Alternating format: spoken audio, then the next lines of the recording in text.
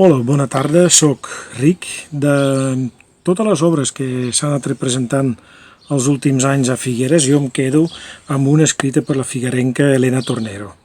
El títol de l'obra és El futur. És una obra escrita per encàrrec, si no m'equivoco, del Teatre Nacional de Catalunya en col·laboració amb la xarxa de biblioteques de Catalunya.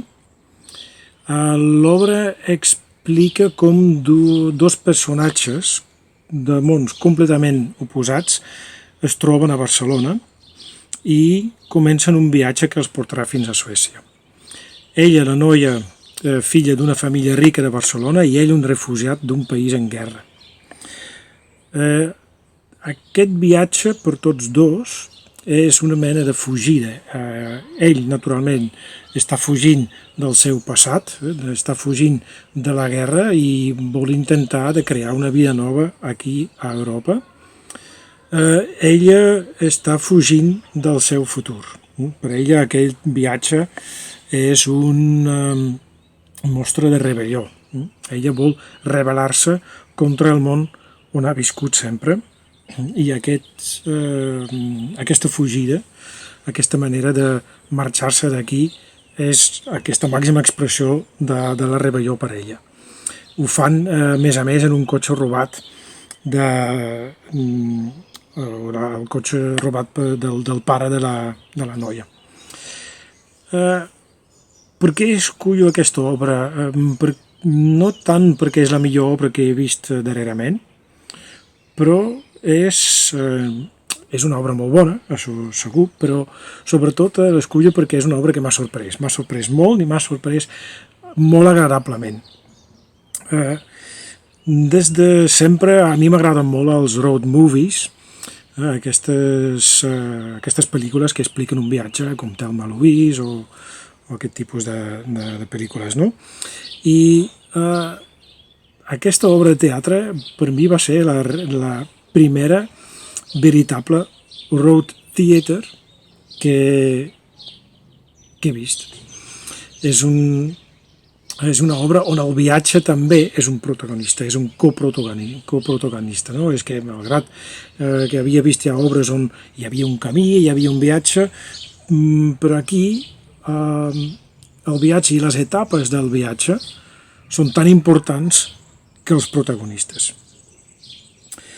I m'ha agradat molt també el fet com havien resolt l'escenografia, perquè és relativament complexa, de demostrar tot un viatge partint de Barcelona, creuant França, Alemanya, Dinamarca, fins a arribar a Suècia.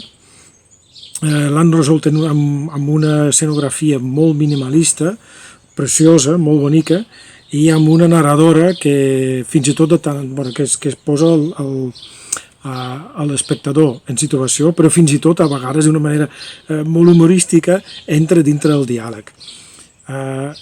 Una altra cosa que m'ha agradat molt és el fet que l'obra desmunta perjudicis sense ser moralista, explica drames sense ser massa dramàtic i sense buscar la llàgrima fàcil, i utilitza l'humor quan ho ha d'utilitzar, tampoc sense passar-se. El text és molt accessible, i una altra cosa que sorprèn d'aquesta obra és la ràbia que mostra la noia, una noia que en principi no ha tingut mancances a la seva vida, és filla d'una família rica, no ha tingut situacions adverses a la seva vida, però malgrat això té una ràbia a dintre molt, molt forta, i contrasta molt amb la serenitat del refugiat.